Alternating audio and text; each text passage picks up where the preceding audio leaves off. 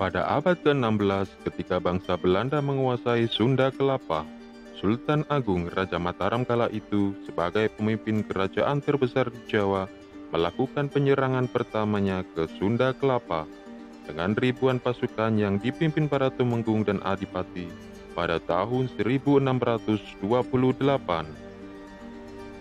Para pembesar Mataram dari wilayah pesisir utara berkumpul di Paseban Kemangi, Kadipaten Kendal. Di antara tokoh yang hadir dalam pertemuan di Paseban Kemangi, di antaranya Tumenggung Baurekso, Pangeran Purboyo, Pangeran Jumina, Tumenggung Manduro Rejo, Tumenggung Upasanta, Tumenggung Kertiwongso, Tumenggung Wongsokerto, Tumenggung Rajekwesi, Pangeran Kadilangu, Pangeran Sojomerto, Raden Sulamjono, Raden Banteng Bahu, Kyai Akrobudin, Kyai Mojo, Kyai Sandi, Tumenggung Beganondo, Raden Haryo Sungkono, Raden Mutohar, Tumenggung Pasir Puger, Pangeran Karang Anom, Pangeran Tanjung Anom, Tumenggung Panjirejo, Raden Prawiro Setio, dan masih banyak lagi. Sayangnya, penyerangan itu berbuah kegagalan sehingga banyak pasukan dan para pembesar yang gugur dan tidak kembali ke Mataram. Mereka memilih mengasingkan diri dan melepaskan gelar keprajuritannya. Di antaranya, Pangeran Prawiro Setio, Raden Mutohar, dan Raden Haryo Sengkono. Ketika sampai di Kendal, mereka melepas dan menanam peralatan perangnya di bawah pohon sembung. Pada akhirnya, tempat itu dinamakan Sembung Tambar. Sembung yang berarti pohon sembung dan tambar yang berarti selamat. Tempat ini sekarang bernama Desa Sembung yang berada di wilayah Kecamatan Cepiring. Setelah mengubur peralatannya, ketiganya berpisah. Pangeran Prawiro Setio memilih bertapa di sekitar tepi swiring sungai yang banyak ditumbuhi pohon pisang, pohon kelampis, dan pohon bambu. Karena keberadaannya di sini diketahui Belanda, orang Belanda dengan logatnya menyebut tempat itu dengan sebutan Cepiring yang bermaksud tepi swiring sungai. Kemudian Pangeran Prawiro Setio meninggalkan pertapaannya dan menuju ke arah barat.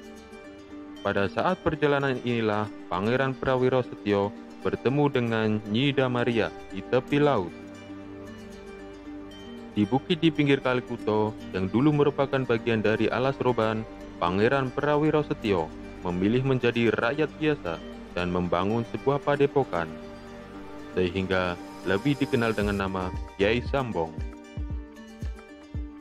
Hingga kelak wilayah sekitar padepokannya itu diberi nama Sambong Sari.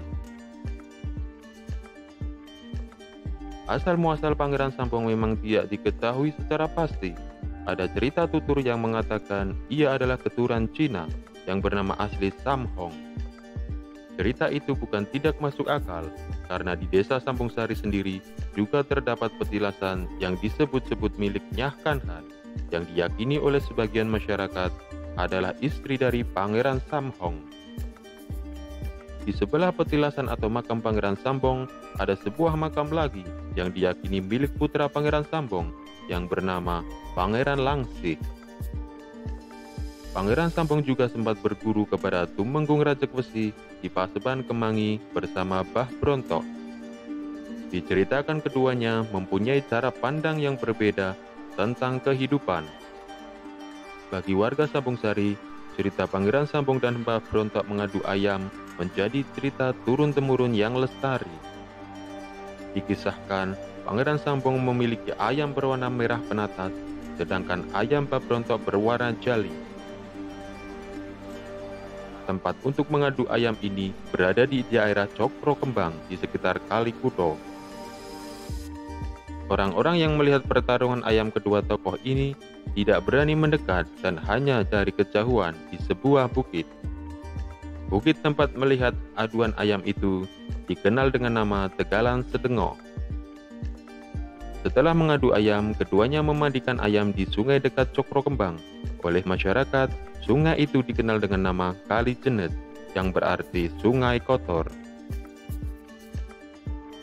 Dalam adu ayam tersebut, Pangeran Sambong selalu menutup salah satu kaki ayamnya dengan bambu sehingga terlihat seperti disambung. Sehingga bagi warga di sekitar Cokro Kembang, jika ada ayam yang warna kakinya berbeda sebelah, diyakini itu adalah ayam milik Pangeran Sambong.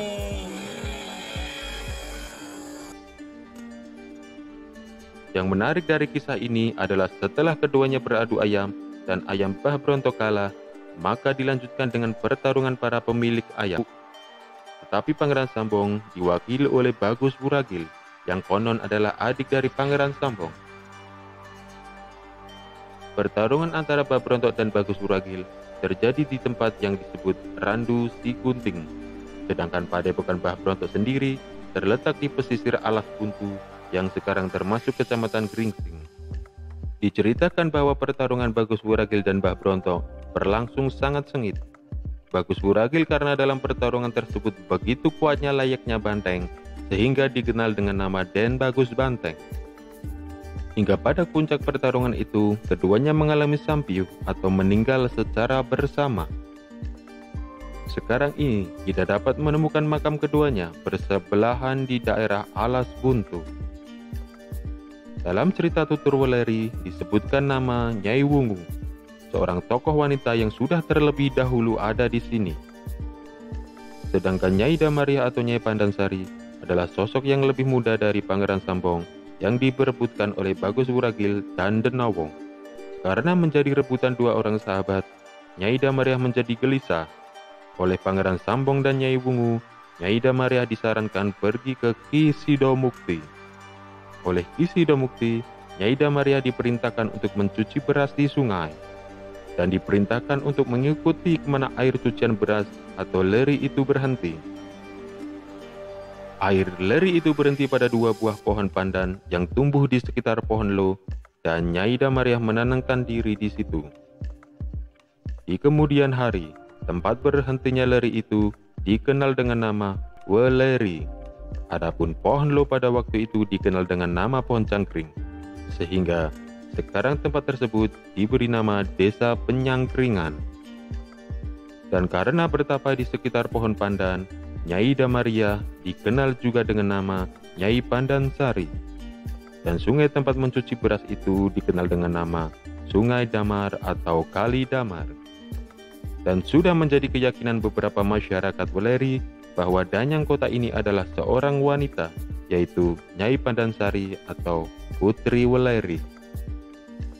Menurut cerita turun-temurun bahwa di sini memang dulu pemakaman umum tapi sudah tidak digunakan, karena menurut cerita turun-temurun bahwa perkampungan yang ada di sana dulunya adalah di sini, cuma dipindah ke sana. Nggak tahu sebabnya kenapa bisa dipindah ke sana. Saya cuma penasaran, pengen buktikan